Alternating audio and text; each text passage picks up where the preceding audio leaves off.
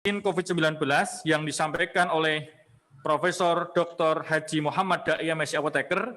Beliau adalah Ketua Majelis MPK UPS sekaligus Wakil Rektor 1 Universitas Muhammadiyah Kota Surakarta. Mari kita awali dengan membaca basmalah. Bismillahirrahmanirrahim. Kepada Prof. Da'i kami persilahkan. Assalamualaikum warahmatullahi wabarakatuh. Waalaikumsalam warahmatullahi wabarakatuh. Alhamdulillahirabbil alamin wassalatu wassalamu ala anbiya'i wal mursalin wa ala alihi wa ashabihi ajmain. Asyhadu an la ilaha illallah wa asyhadu anna Muhammadan abduhu wa rasuluh. Allahumma shalli ala ali Muhammad. Bapak-bapak pimpinan PDM serta pimpinan cabang, pimpinan ranting, kaum dan warga Persyarikatan Muhammadiyah di Kota Surakarta yang berbahagia. Alhamdulillah, marilah puji syukur kita panjatkan kepada Allah SWT atas segala nikmat yang telah diberikan kepada kita. Salawat dan salam marilah kita haturkan kepada Nabi besar junjungan kita Nabi Muhammad SAW. Bapak dan Ibu, wabil khusus Mas Rosmanto yang memandu acara pada malam hari ini. Sebelumnya saya mohon maaf, memang semestinya saya kembali Muhammadiyah, tapi qadarullah tadi pulang dari kantor itu rasanya badan lemes gitu ya. Agak pusing, harusnya ngajar dulu jam 4, sampai di rumah jam 4 nggak kuat ngajar, jadi saya pakai istirahat gitu. Dan ya, saya mohon izin untuk menyampaikan materi pada malam hari ini dari rumah. Hadirin rahimakumullah, izin saya memberikan share terhadap materi saya. Tadi PDF-nya sudah saya kirimkan lewat room chat Zoom. Gitu. Topik yang diminta oleh Majelis Tabligh tentang vaksin COVID-19. Mohon izin agak saya perluas sedikit gitu ya. Dengan topik pencegahan penyebaran dan penanggulangan pandemi COVID-19. Topik ini menurut saya merupakan topik yang sangat penting, perlu kita dalami, perlu kita kaji, konsekuensinya memang cukup banyak, gitu ya. Termasuk salah satunya adalah dalam hal kita melaksanakan ibadah, khususnya ibadah sholat yang kita lakukan. Ya. Dan tentu memang kita menyadari bersama bahwa saat ini pandemi COVID-19 ini lajunya luar biasa. Ya, kita doakan saudara-saudara kita yang saat ini sedang terpapar virus COVID-19.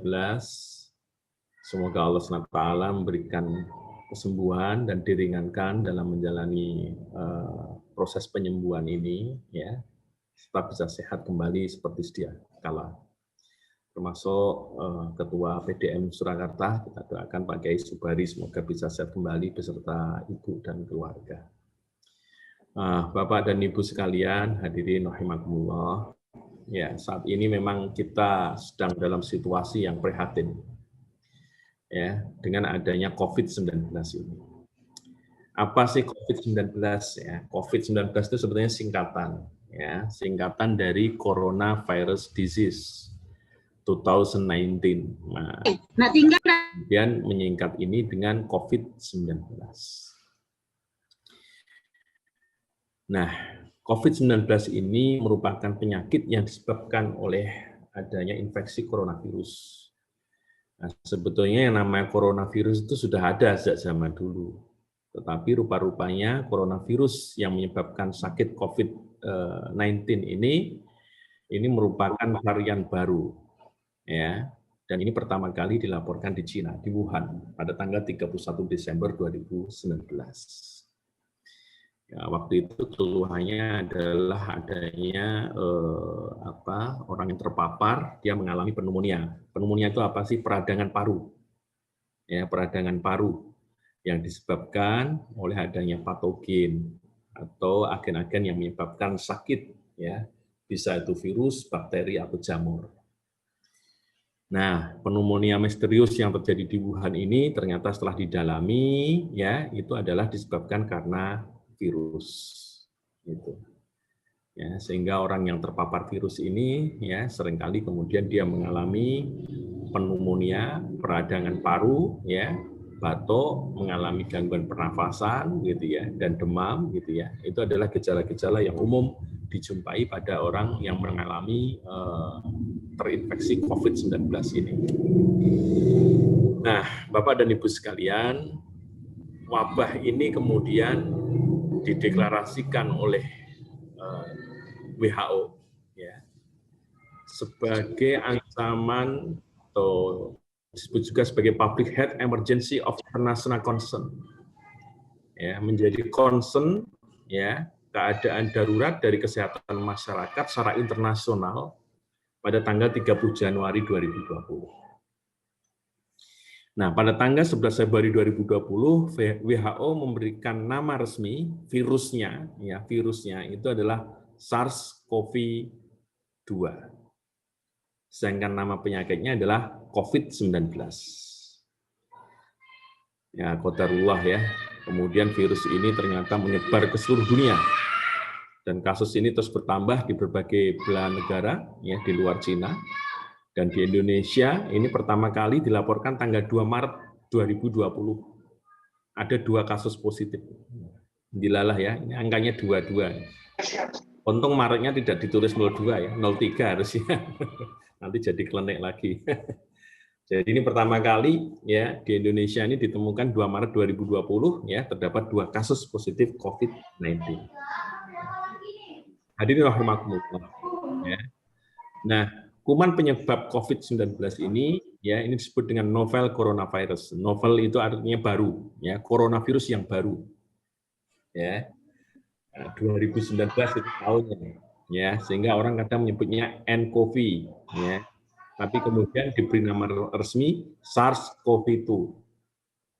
Ya. Nah, SARS itu juga singkatan, yaitu Severe Acute Respiratory Syndrome. Ya.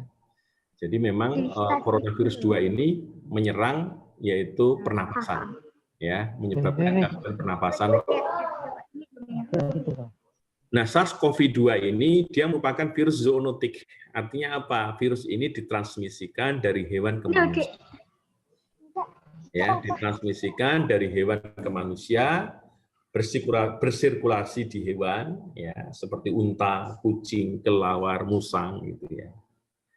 Dan sebelumnya memang kita juga mengenal wabah-wabah coronavirus yang lain, seperti misalkan SARS, ya, yang penyebabnya adalah SARS-CoV. Ya, ini pertama dulu diidentifikasi dari kelelawar, luwak ataupun musang. Ini terjadi pada tahun 2002-2003, ya, itu juga di Cina, di Guangdong. Itu ada terjadi 8 ribuan kasus dan 10% diantaranya mengalami kematian, jadi sekitar 800. Ini terjadi di 29 negara. Kemudian ada virus yang lain yaitu MERS. Ini termasuk juga zoonotic virus. Ya, MERS-CoV ini ya transmisinya adalah dari kelelawar dan dari unta yang menyebabkan kemudian penyakitnya MERS. Gitu. Maka hadirin rahimakumullah, ini adalah sejarah dari COVID-19. Ya, memang kadang-kadang kita ini dihadapkan pada situasi yang panik ya, panik. Dan itu wajar lah, karena memang COVID-19 ini ternyata penyebarannya luar biasa. Ya, penyebarannya luar biasa. Meskipun tingkat kematiannya dibandingkan dengan SARS itu lebih rendah, jadi kalau SARS itu sekitar 10%, yaitu 9,6%, maka kalau COVID-19 ini, tingkat kematiannya adalah 2%. Ya, 2%. Tetapi penyebarannya jauh lebih masif. Kalau SARS tadi hanya di 29 negara, ya, maka kalau SARS ini luar biasa, hampir semua negara ya itu mengalami pandemi COVID-19 ini. Jadi kita tetap waspada, harus waspada, tapi ya kita jangan terlalu panik, ya kita mencoba untuk mengatasi pandemi COVID-19 ini dengan hati yang jernih, dengan tenang, gitu ya, seraya tetap kita berikhtiar yang terbaik dan mohon kepada Allah SWT agar pandemi COVID ini bisa segera berakhir. Ya. Jadi itu di tingkat mortality-nya itu sekitar 2%, ya 2% dari orang yang menderita virus infeksi virus COVID-19 ini. Hadirin rahimakumullah, ya, kita perlu mewaspadai terkait dengan penyebaran ini. Jadi penyebaran COVID-19 ini ya selalu diawali dari individu yang terinfeksi. Ya. Diawali dari individu yang terinfeksi. Ya. Yaitu ya dari droplet atau udara dari batuk dan bersin dari penderita.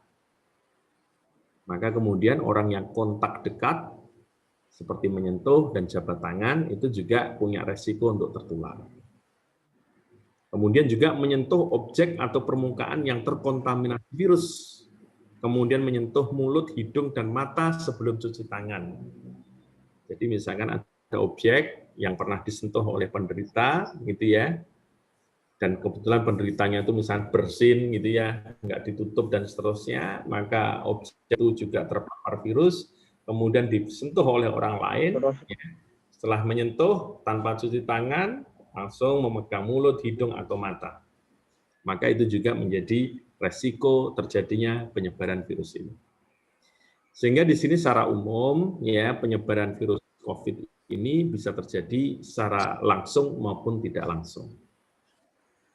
Ya, tidak langsung tadi droplet tumpah ke permukaan benda, kemudian kita menyentuh dengan tangan, tangan kita kemudian menyentuh wajah, mata, hidung, mulut khususnya tanpa cuci tangan.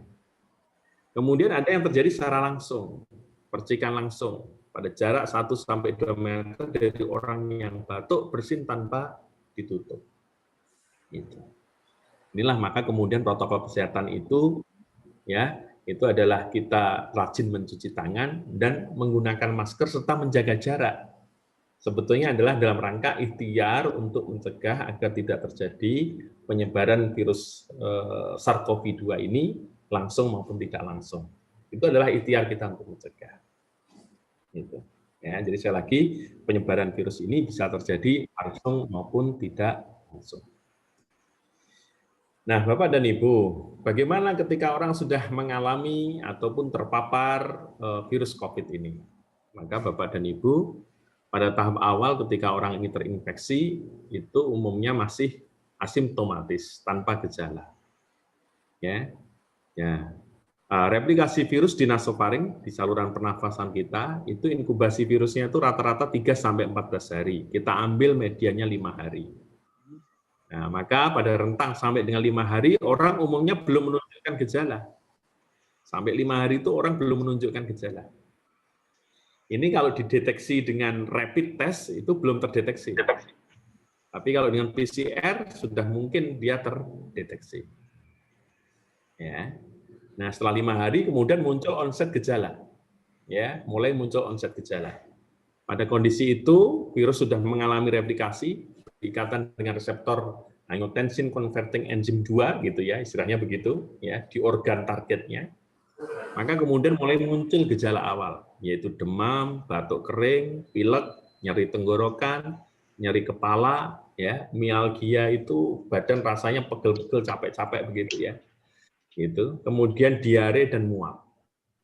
Nah, maka ketika sudah terjadi 5 hari, maka PCR akan positif, titernya sudah mulai muncul, maka ini IgM-nya akan meningkat. IgM itu imunoglobulin M, IgG imunoglobulin G. Nah, rapid test ini sudah mungkin sudah mulai bekerja. Ya, jadi setelah terpapar, setelah muncul gejala ini, ya akan mulai terlihat respon pada rapid test. Karena rapid test ini yang diukur adalah antibodinya, yang dilihat adalah antibodinya. Gitu.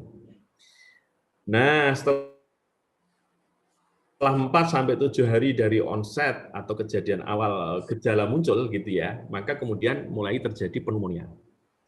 Ya, pneumonia. Ada respon peningkatan respon imun dari penderita, ya. Tapi kondisi demam masih mungkin tetap akan bertahan, ya. Kemudian terjadi mulai sesak nafas, hipoksemia. Hipoksemia itu adalah kekurangan oksigen. Kemudian mulai meningkat adanya protein-protein lain yang tidak diperlukan dalam tubuh, ya. Kemudian di radiologinya sudah mulai kelihatan ada pneumonia. Ya, pneumonia. Biasanya ditunjukkan kalau ini warnanya putih gitu ya, bercak putih pada paru gitu. Nah, pada kondisi ini deteksinya dengan PCR juga akan positif, IgM-nya juga akan terdeteksi. Nah, IgG ini mulai terdeteksi. Nah, IgG itu sebetulnya menunjukkan mulai ada respon kekebalan dalam tubuh, gitu. Ya. Tetapi kalau penyebab apa istilahnya infeksi virus ini tidak tertangani dengan baik, virusnya masih bereplikasi terus, begitu ya, maka akan terjadi yaitu inflamasi sistemik, ya, akan terjadi pembekakan berbagai organ yang ada di dalam tubuh, terjadi body stocking.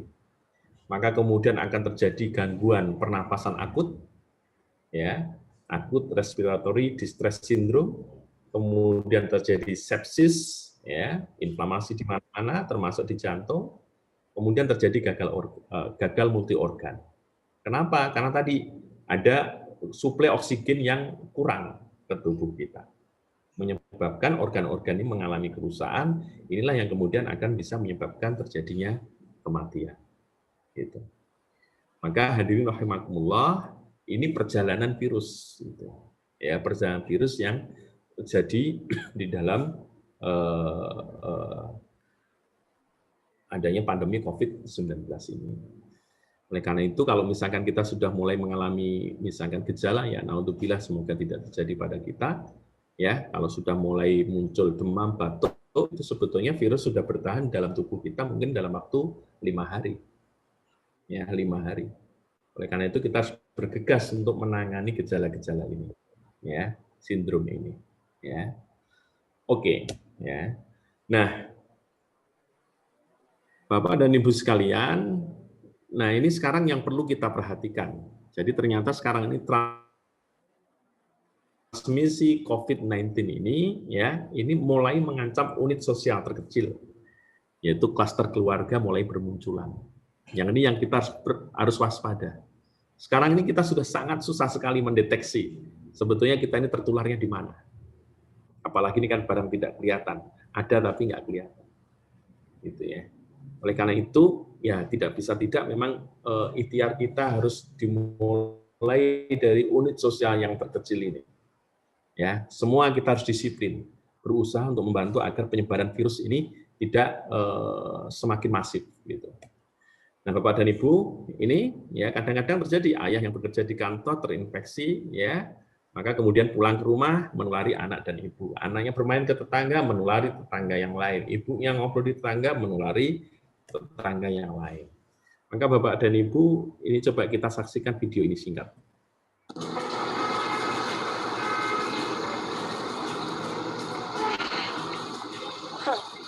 Hari gini masih pakai masker. Coba kan masker lo.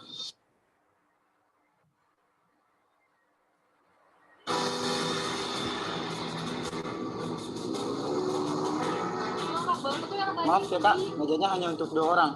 Ya elah mas, sih kita berempat ini kan temenan, ngapain juga harus jauh-jauhan ya kan? Alah, santai sih Mas. Iya Mas. Apa tuh? Nih, cobain deh. Coba aku mau cobain punya lo. Alpukat enak banget manis. Emang mau cobain nggak? Kopi enak loh. Kopi. Iya enak sumpah. Haram. Baru bajuan ya?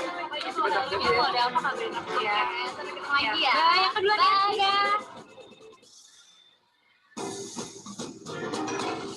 Halo Nek, aku pulang.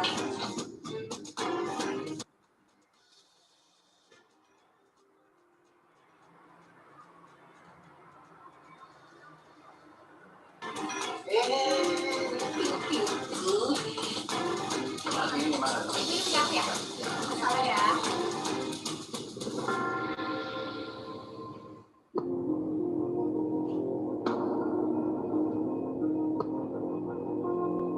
Halo Iman. Halo? Si Fadil tuh kena COVID. Serius? Gimana dong? Kita tuh dari kemarin main sama dia. Aduh.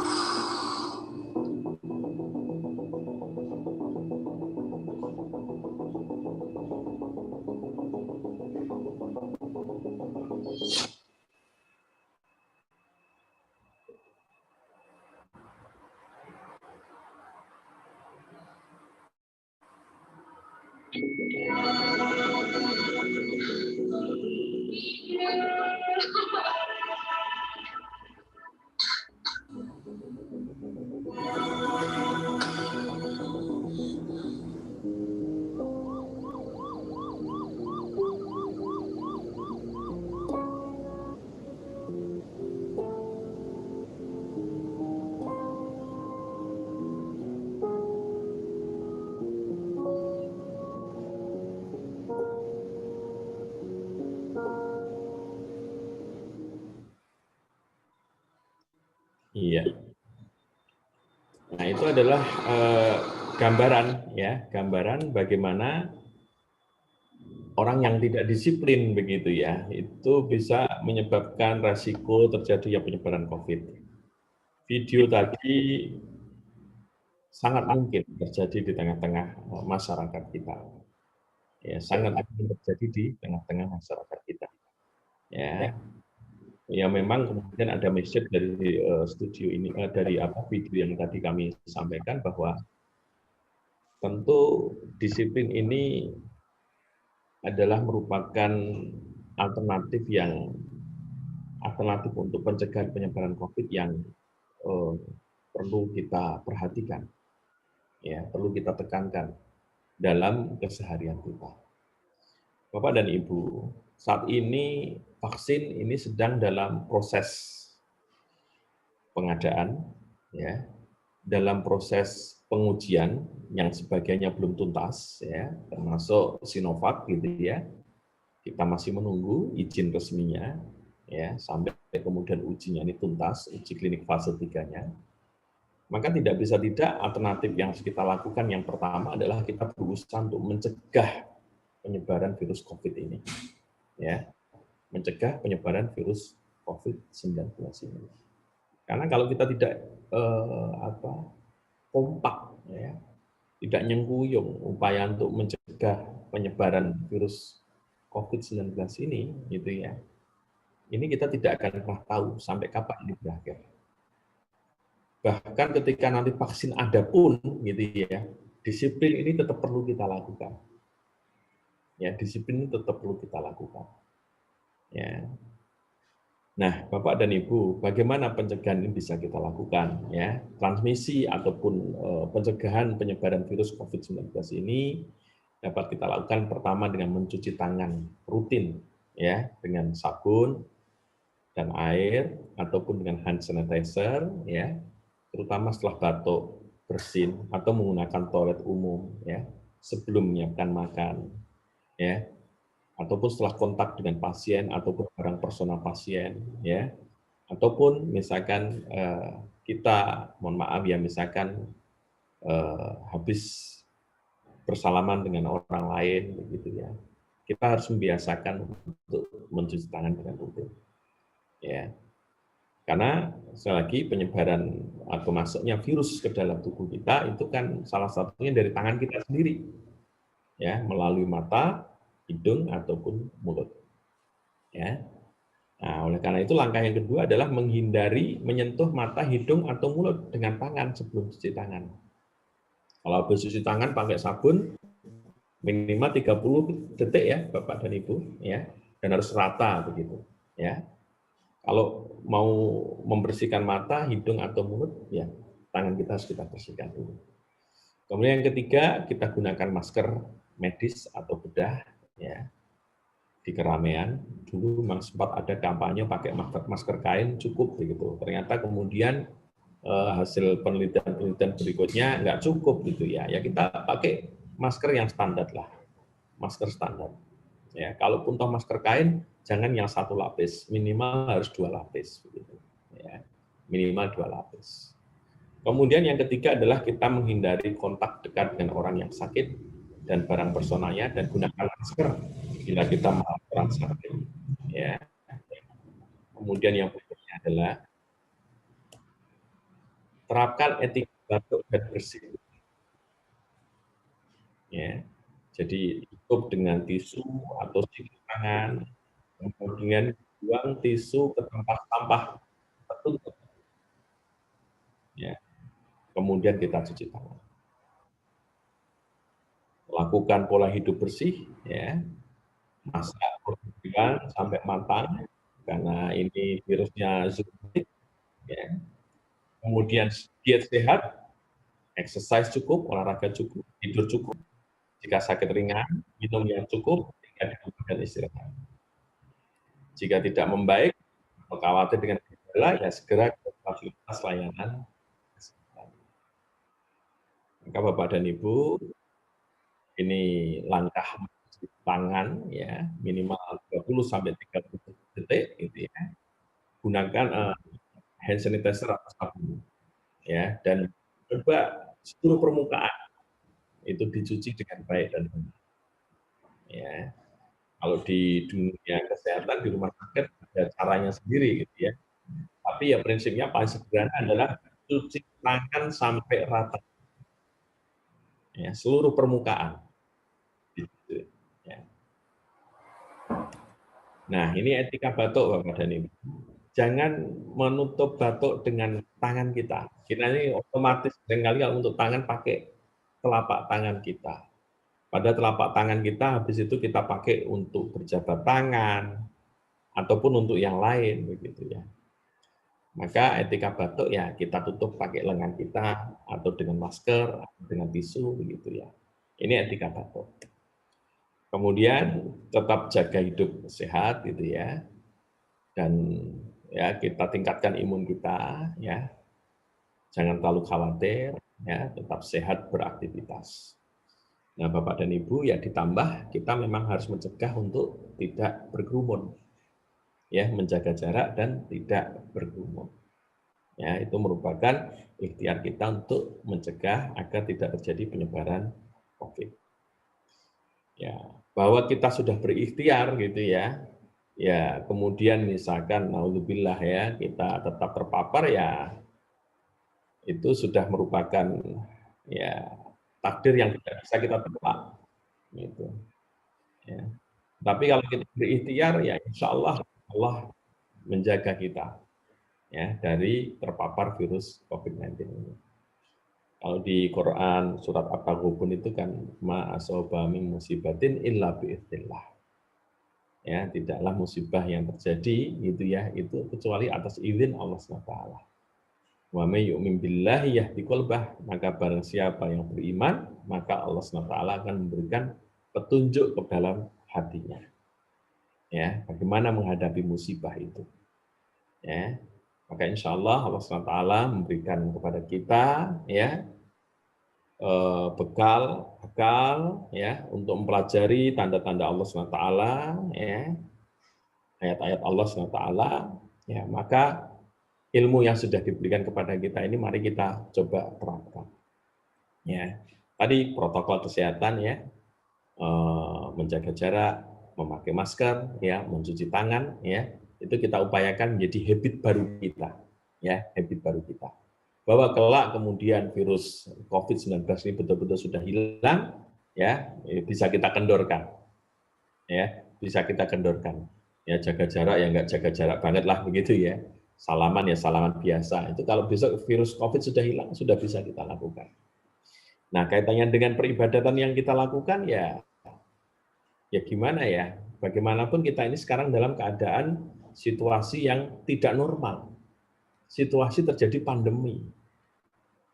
Ya. Kalau sholat itu merupakan misalnya contoh ya, sholat itu merupakan kewajiban kita. Ya kita tidak boleh meninggalkan sama sekali, gitu ya. Tapi kita dalam berbagai riwayat misalkan ketika dalam perang gitu ya, fikih sholatnya berbeda dengan dalam keadaan normal. Ya, fikih sholatnya berbeda dengan dalam keadaan normal. Tetap sholatnya berjamaah, tapi gerakan rukuk dan gerakan sujudnya bergantian. Masih ada pasukan yang saling menunggu.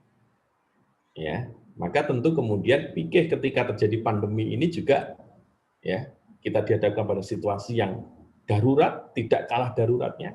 Sudah banyak yang wafat, banyak yang meninggal karena terpapar virus COVID-19 ini, sudah banyak yang terinfeksi, ya. Maka fikihnya pun juga kemudian tentu berbeda dengan fikih dalam keadaan normal.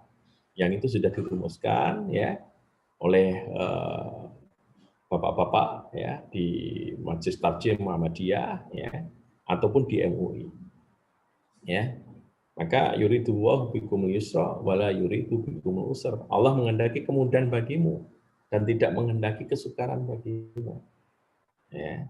Wa ma ja'ala 'alaikum fid-dini min haraj. Dan dia Allah SWT sekali-kali tidak menjadikan untuk kamu dalam agama suatu kesempitan. Maka dulu di awal-awal pandemi, PP Muhammadiyah mengeluarkan maklumat untuk kita tetap untuk sementara menjalankan ibadah di rumah, gitu ya. Sholat Jumat juga sementara diganti dengan sholat duhur di rumah. Bahkan dulu kita mengalami sholat Id juga dilakukan di rumah masing-masing, begitu ya. Yaitu fikihnya kemudian karena situasinya darurat, berbeda gitu. Nah, maka kemudian ya dalam hadis riwayat Ahmad pun juga ditekankan. An Ibnu Umar qala Rasulullah sallallahu alaihi wasallam inna waha yuhibbu an tu'ta rukhasu kama ya'rahu an tu'ta maksiatu. Ya, dari Ibnu Umar radhiyallahu an Rasulullah SAW bersabda, sungguhnya Allah suka untuk dilakukan rukhsahnya, sebagaimana Allah membenci apabila maksiat dilakukan. Ya, maka insya Allah ini ada rukhsah-rukhsah yang memang kemudian harus kita ambil gitu ya dalam situasi darurat ini. Kemudian dalam hadis riwayat Ad-Daruqutni, Al-Baihaqi dan Al-Hakim an Abi Sa'id Sa'di Ibnu Malik bin Sinan Al-Khudri radhiyallahu an anna Rasulullah sallallahu alaihi wasallam qala la darara wa la dirar. Ya, dari Abu Sa'id Sa'ad bin Malik bin Sinan Al-Khudri, Rasulullah bersabda, tidak boleh ada bahaya dan tidak boleh membahayakan orang lain. Ya. Sekarang ini banyak orang yang terpapar virus COVID-19 tanpa gejala.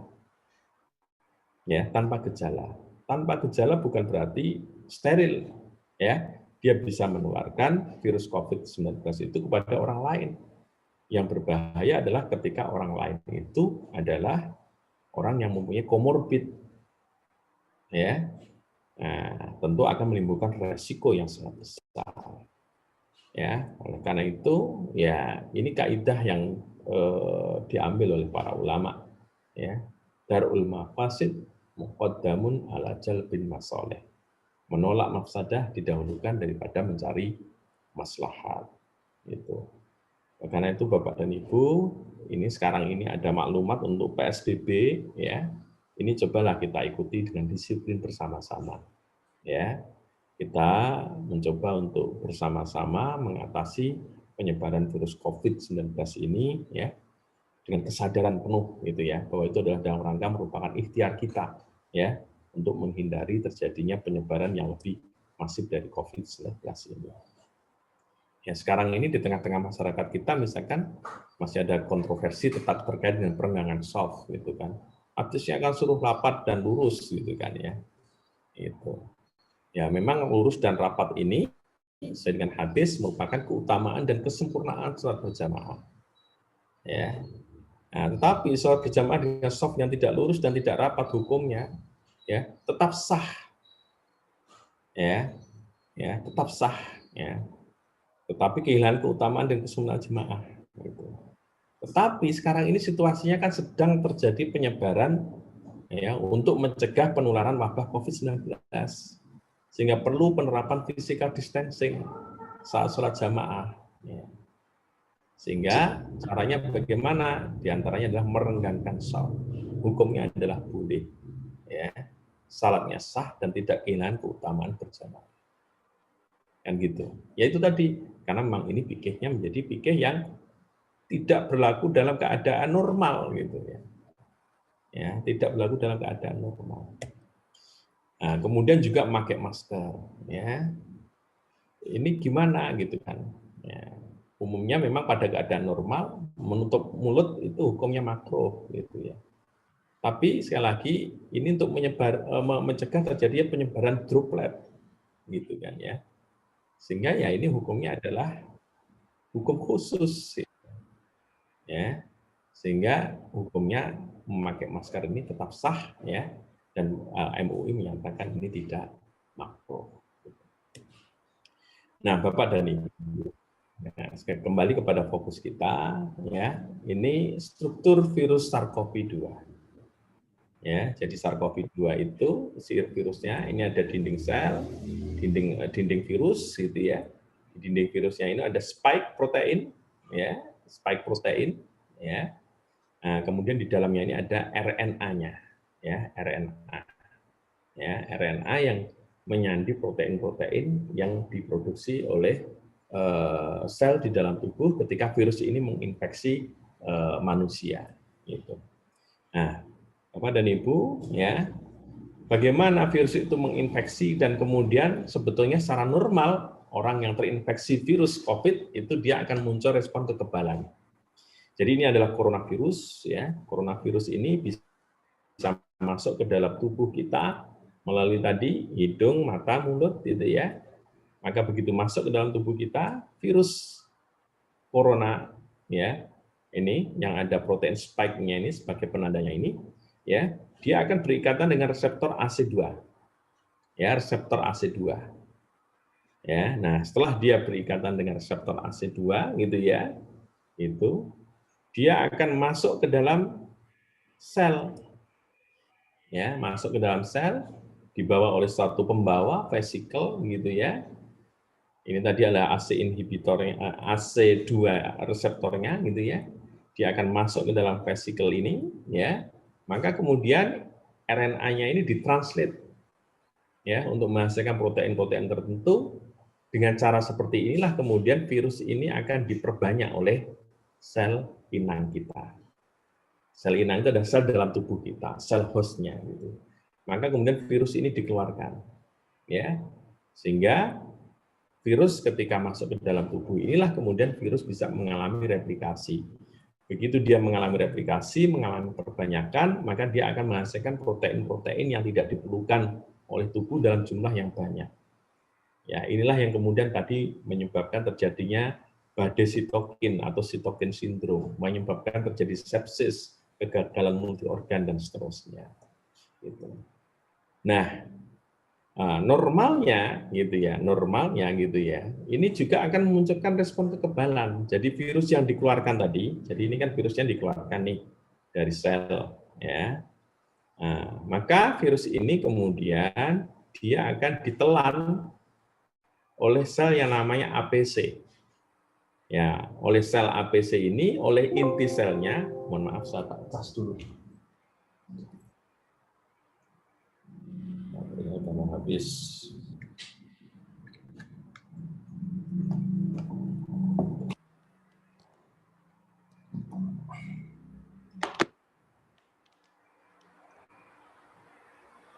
Oke, ya.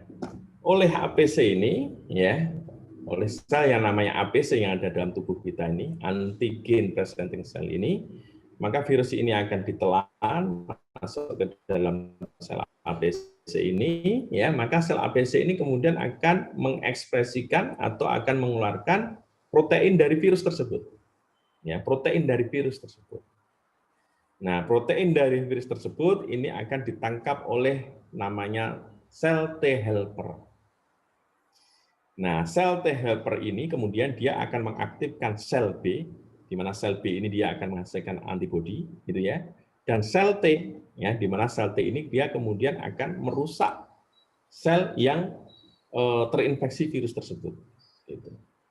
Ya, jadi ini dia akan mengaktifkan sel B-nya akan menghasilkan antibodi, sehingga begitu dia menghasilkan antibodi, antibodinya ini akan berikatan dengan spike tadi, ya, protein spike yang ada di permukaan coronavirus tadi, ya, sehingga dengan tertagnya atau terlabelnya protein spike dari coronavirus ini tadi, maka kemudian dia yang akan dihancurkan oleh sel T ini, ya. Nah, kemudian bisa juga langsung dia dihancurkan oleh sitotoksik sel T, ya. Maka kemudian virus itu menjadi tidak menyebar. Nah, Bapak dan Ibu, inilah yang kemudian memunculkan ada yang namanya long life memory. Jadi sel B dan sel T yang mengenali virus tersebut, gitu ya, dia akan berpatroli dalam tubuh dalam jangka waktu yang lama, bisa bulanan, bisa tahunan, untuk menyediakan kekebalan bagi tubuh. Gitu. Jadi ketika virus itu masuk sebagai benda asing dalam tubuh, akan muncul respon kekebalan, yaitu dari sel B, ya, yang akan menghasilkan antibodi, gitu ya, sehingga akan memunculkan respon imunitas, respon kekebalan dalam tubuh. Nah, cuma masalahnya, Bapak dan Ibu, coba kita lihat. ketika orang itu terinfeksi virus, tergantung kondisinya masing-masing. Ya, orang yang mengalami sakit terinfeksi virus ataupun juga bakteri mungkin gitu ya, dia akan bisa sembuh, ya, recovery, ya, atau bisa juga kalau laju produksi virusnya, replikasi virusnya atau replikasi bakterinya itu tidak terkontrol, tidak terkendali begitu ya, dia bisa menyebabkan kematian, ya, sebagaimana tadi perjalanan infeksi virus yang saya sampaikan di awal, atau bisa menyebabkan perubahan-perubahan yang lain, ya, disability dalam tubuh kita. Tapi yang jelas juga dia memunculkan imun memori. Nah, ini kalau dalam keadaan dia terinfeksi virus ataupun bakteri, ya. Kalau kita bisa recovery dan ada respon imun memori, tubuh kita sudah memiliki kekebalan. Ya, yang tidak kita kendaki itu kan kalau sampai parah kemudian menimbulkan kematian atau disabilitas. Itu. Nah, itulah pendekatan itu yang kemudian digunakan untuk memproduksi vaksin. Vaksin, ya, dengan berbagai jenis cara produksi vaksin kita masukkan dalam tubuh akan memunculkan respon imunitas, ya, sehingga sel kita itu akan memunculkan respon imun memori. Sehingga ketika ada infeksi yang betulan, misalkan infeksi COVID-19, tubuh kita sudah siap. Ya, ada antibodi dalam tubuh kita, maka antibodi dalam tubuh kita tadi akan berikatan dengan virus, sehingga kemudian akan dikenali, ya, oleh sel T sitotoksik tadi, gitu ya, sel T toksik tadi untuk kemudian virus yang sudah berikatan dengan antibodi itu kemudian untuk dimatikan, dihancurkan. Itu prinsip dasar bagaimana vaksin bekerja. Nah, sekarang bagaimana vaksin itu diproduksi? Mohon maaf Mas Fernando, ini agak tambah sedikit waktunya ya. Jadi produksi virus itu macam-macam. Ada dengan cara virusnya itu dilemahkan. Ya, virusnya dilemahkan. Ya. Ada yang diinaktivasi. Ini diinaktivasi, ini dilemahkan, live attenuated virus. Kemudian ada yang diambil protein subunitnya saja, misalkan ini spike-nya saja, gitu ya. Ada yang kemudian dikembangkan dengan virus-like particle. Ya, ini generasi yang lama, ya, cara konvensional untuk memperoleh vaksin. Nah, generasi yang ke depan, gitu ya, vaksin itu diperoleh dengan cara apa? Menggunakan viral vektor. Jadi kita menggunakan virus lain, gitu ya, sebagai vektor, gitu ya, untuk membawa materi genetik dari SARS-CoV misalkan, ya, COVID-19. Kemudian kita bisa menggunakan DNA vaksin ataupun RNA vaksin ataupun dengan antigen presenting cells. Kita lihat detailnya satu persatu singkat. Ini virus vaksin itu terdiri dari vaksin virus yang dilemahkan dan vaksin virus yang diinaktivasi. Ya, dilemahkan dan diinaktivasi. Kalau dilemahkan itu dia dilakukan pembiakan berulang, gitu ya. Kemudian mengalami mutasi beberapa kali sampai kemudian dia sudah tidak memiliki kemampuan daya virulen, menyebabkan terjadinya sakit, ya. Itu efek yang menyebabkan terjadinya sakit itu menjadi dilemahkan, ya, dengan terjadinya mutasi ini. Nah, kalau diinaktivasi menggunakan bahan kimia, ya, misalkan dengan formaldehid ataupun dengan cara yang lain.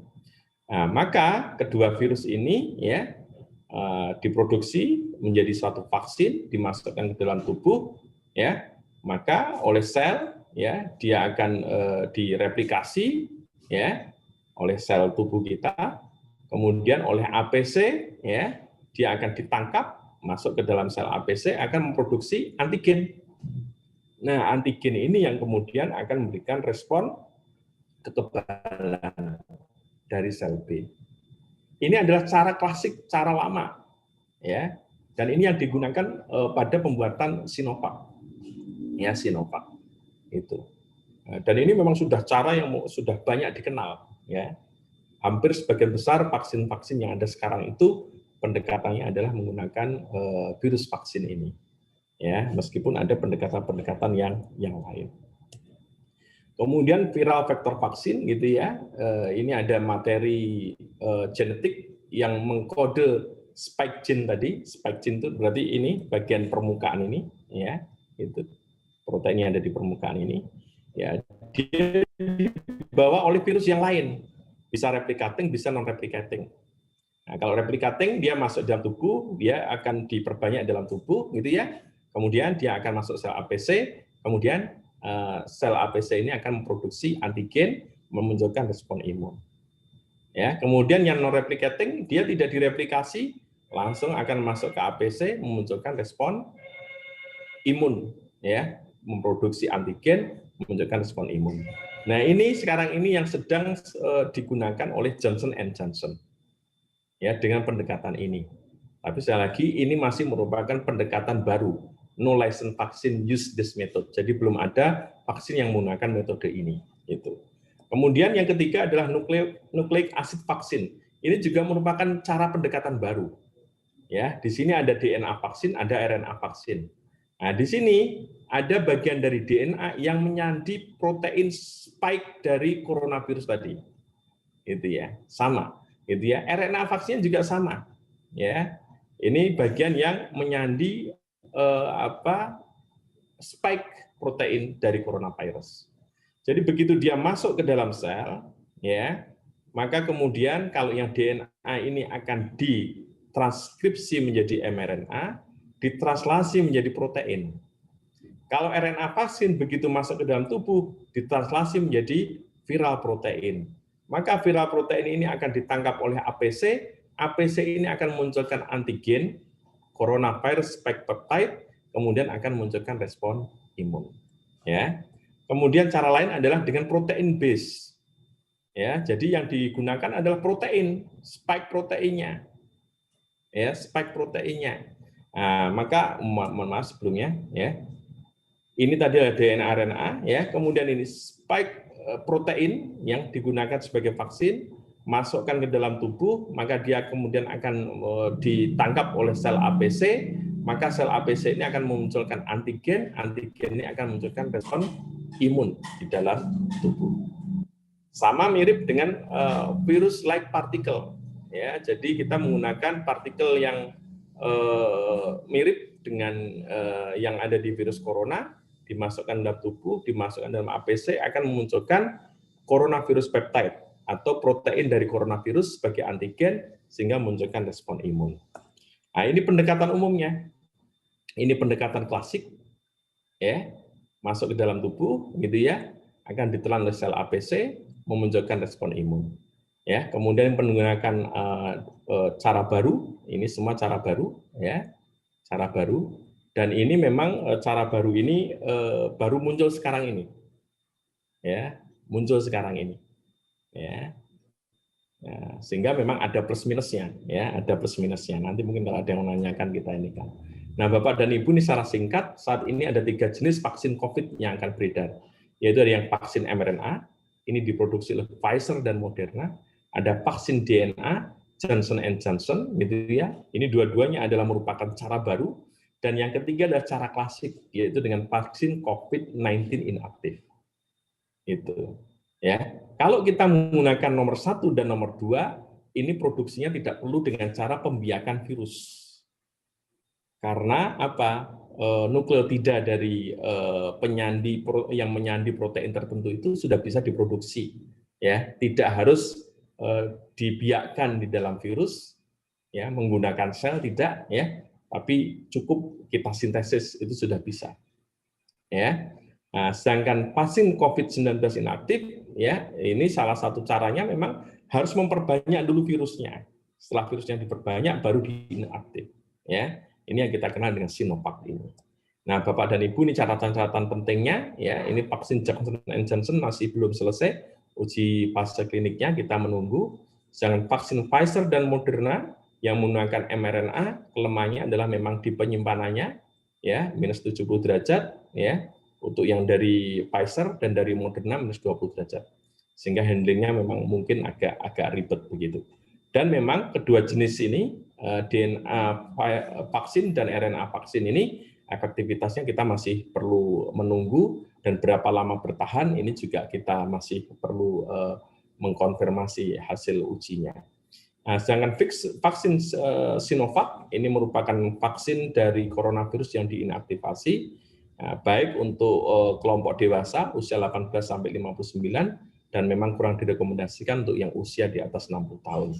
Tapi vaksin dengan menggunakan virus yang dilemahkan ini merupakan teknologi yang sudah dikenal dan sudah banyak berhasil untuk dikembangkan pada vaksin-vaksin yang lain.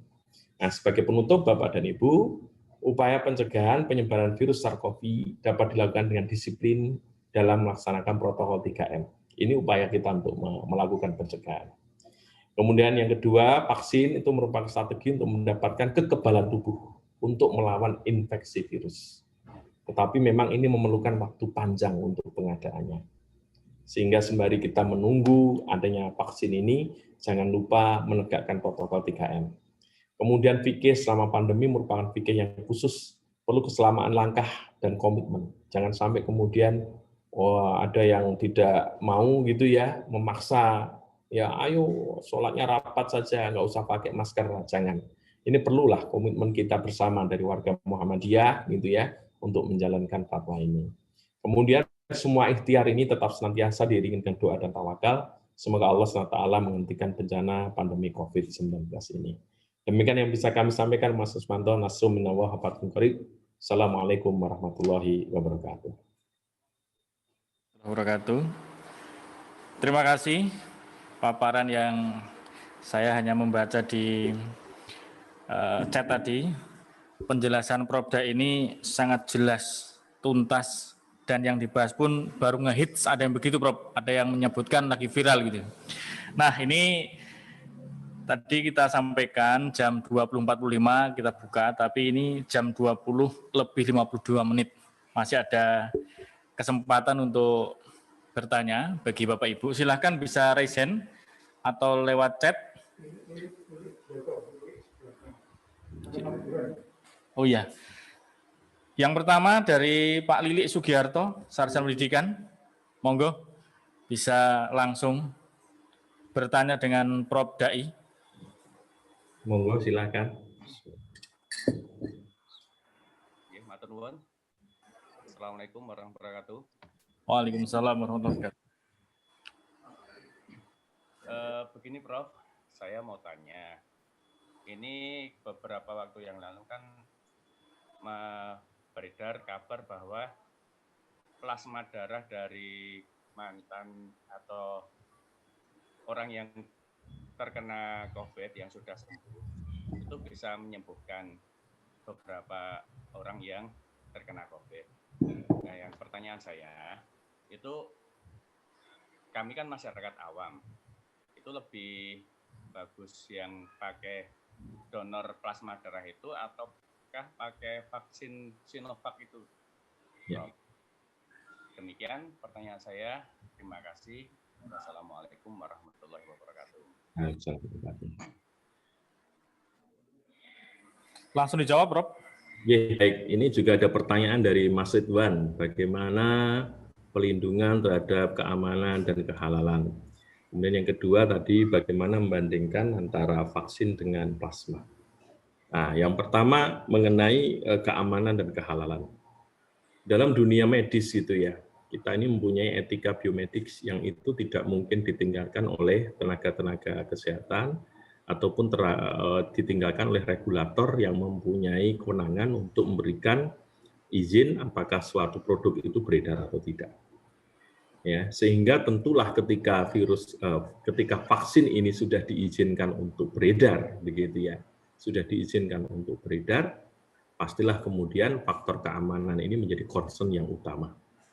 Jadi apapun virusnya, apapun vaksinnya, kalau sudah ada izin edar dari Badan POM, begitu ya, insya Allah itu sudah diuji keamanannya dan diuji efektivitasnya. Ya, sangat apa istilahnya, mengorbankan rakyat banyak lah kalau kemudian tidak aman kok kemudian diizinkan edar, gitu ya. Dan itu hampir tidak mungkin terjadi, gitu kan. integritas di dunia kesehatan masih sangat tinggi dalam hal ini, gitu.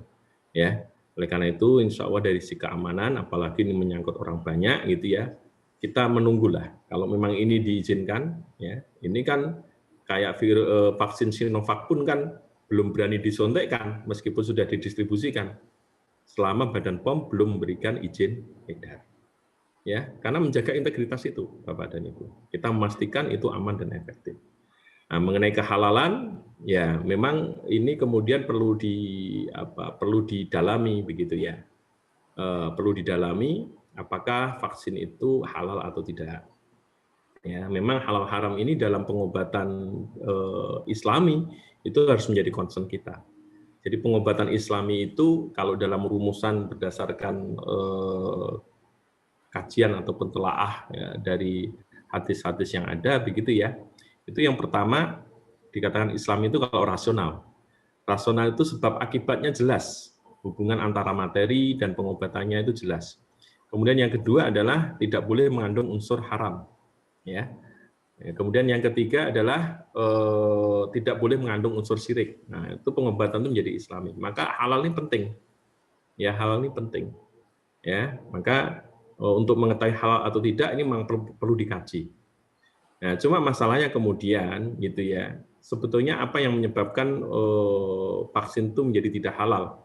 Itu umumnya adalah diproduksi ketika kita menggunakan vaksin dari virus itu kan pembiakannya membutuhkan sel host ya. Kalau di Sinovac ini menggunakan sel vero, ya sel vero itu adalah sel ginjal kera. Begitu dibiarkan, kemudian harus dipanen. Nah, ketika proses pemanenan itu membutuhkan enzim tertentu, yang dulu enzim itu paling bagus memang dari babi, namanya tripsin. Tapi sekarang ini teknologi sudah berkembang, ya. Dan itu pun kemudian mengalami proses pencucian, ya, sehingga di produk akhirnya harus tidak boleh ada, ya. Nah, memang kalau MUI tegas bahwa kalau dia pernah bersinggungan dengan unsur babi, maka tetap hukumnya haram. Nah, itu penegasan dari MUI. Ya, maka kemudian kita perlu mengkaji halal haramnya, ya. Kita belum tahu persis ini seperti apa. MUI pun saat ini juga melakukan pengkajian. Tapi kalau pun toh kemudian terjadi misalkan begitu ya, dulu juga sempat ramai mengenai halal haram vaksin begitu ya. Tentu kemudian kembali pada kaidah apakah ini darurat ataukah tidak. Kalau Yusuf Qaradawi, kaidah darurat itu kan yang pertama apabila orang itu tidak diberikan obat tersebut bisa menimbulkan bahaya bagi orang tersebut, ya memperparah keadaan. Ya, kemudian yang kedua itu menjadi satu-satunya alternatif, tidak ada alternatif yang lain. Kemudian yang ketiga direkomendasikan oleh dokter ataupun apoteker Muslim yang terpercaya. Ya, maka aspek daruratnya menjadi bisa terpenuhi. Gitu. Tapi selagi kita berharap bahwa memang betul-betul produksinya ini adalah produksi vaksin yang halal. Maka itu juga merupakan komitmen dari Muhammadiyah.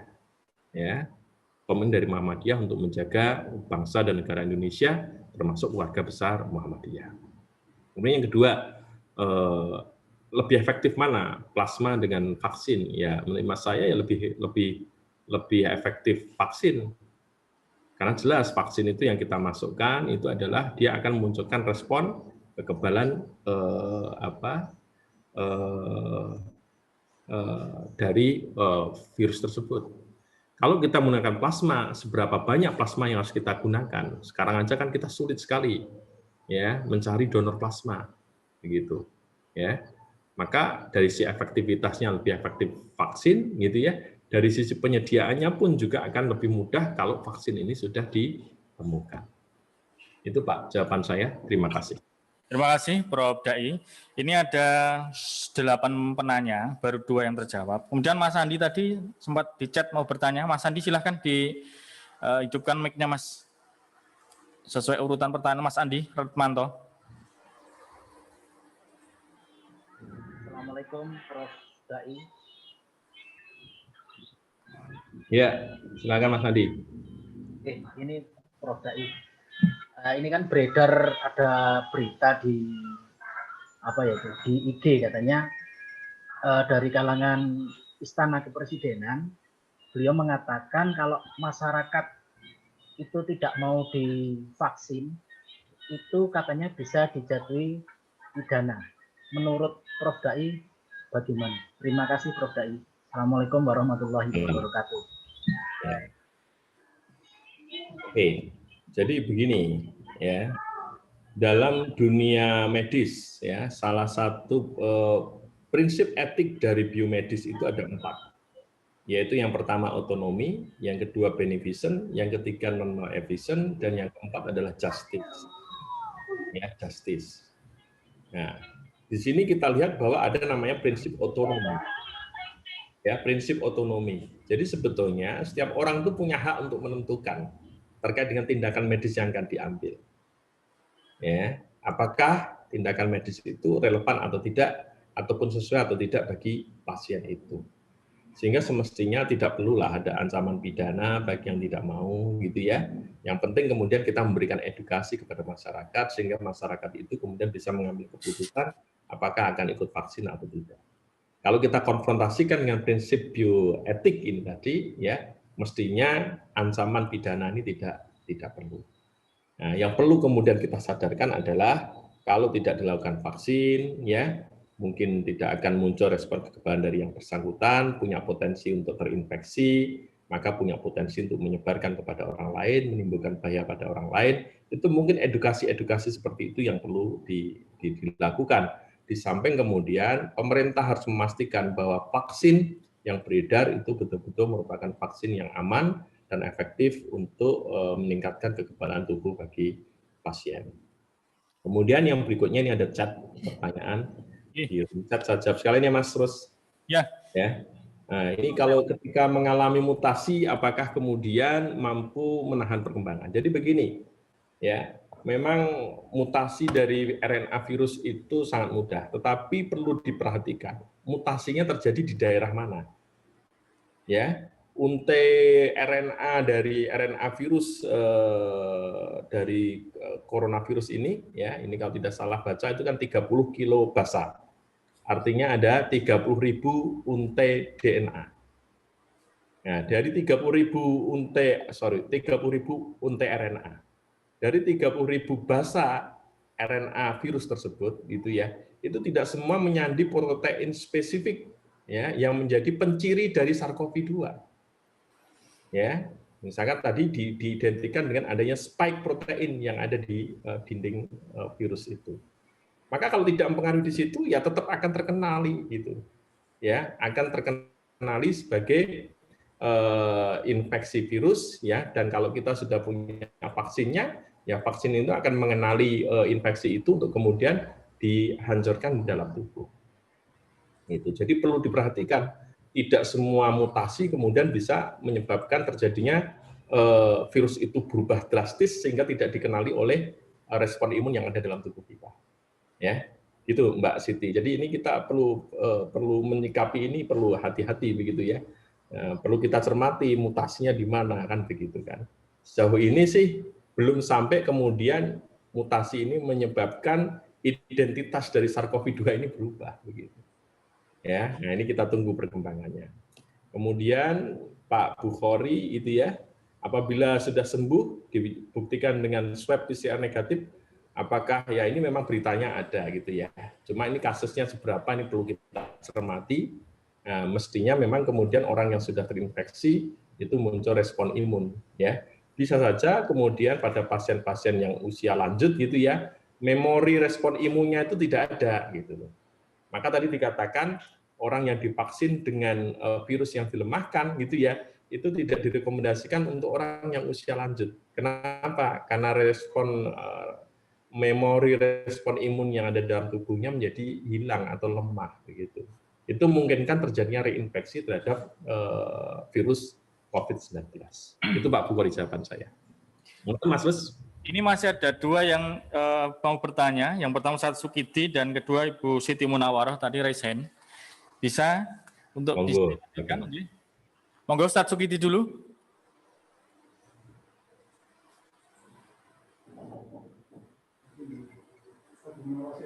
Ya, baik. Nampaknya belum bisa tersambung. Kita geser ke Ibu Siti Munawarah yang tadi sudah raise hand tadi. Monggo Ibu Siti Munawarah, silahkan untuk bisa bertanya. Kita beri kesempatan.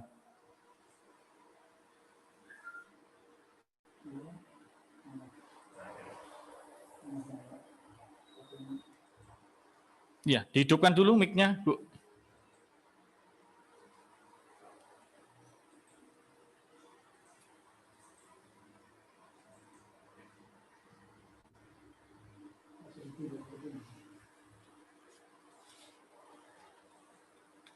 Baik, nampaknya ditinggalkan atau mungkin ada gangguan. Ada 2 penanya yang belum kita sapa tadi. Dimatikan dari situ katanya, Mas. Oh iya. Coba Coba. aja, Ustaz. Lah itu sudah mana? Monggo, Ustaz Sugidi.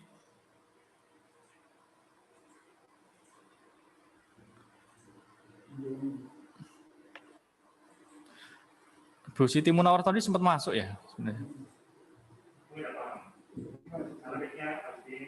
Iya, mic-nya di-on-kan dulu aja.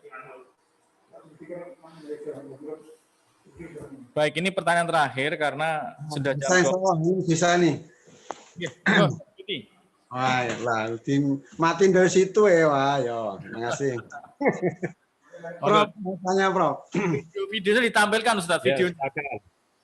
Ya, gambarnya baik kelihatan. Ini sambil istirahat ini. Ya, siap. Oke.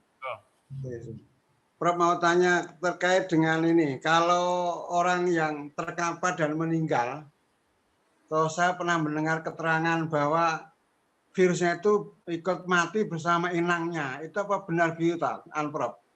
Sehingga kadang-kadang mungkin jadi ketakutan dalam hal ini mungkin bisa dijelaskan, Prof, terkait ini. Maturun, Prof. Maturun. Assalamualaikum.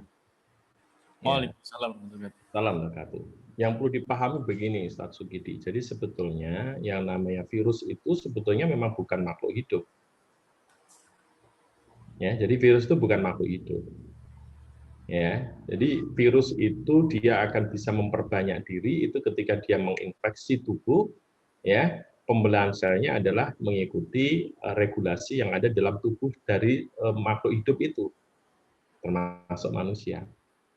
Itu.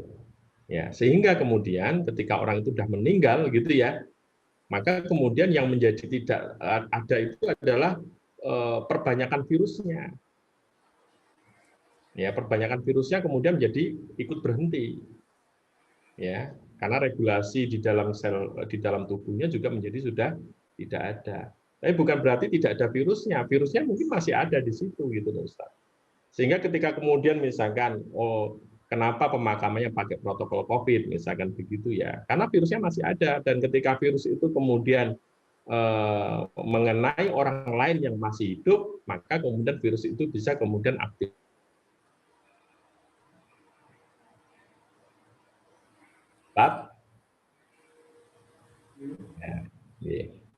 Ya. Baik, Prof. Dai, terima kasih.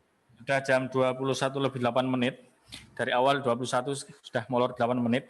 Nampaknya Bu Siti Munawar juga gimana?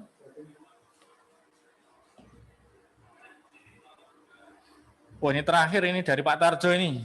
Lewat chat, Prof. Okay. Apakah yang punya penyakit bawaan nggak boleh divaksin? Nah, ini terakhir, pertanyaan terakhir dari Pak Tarjo.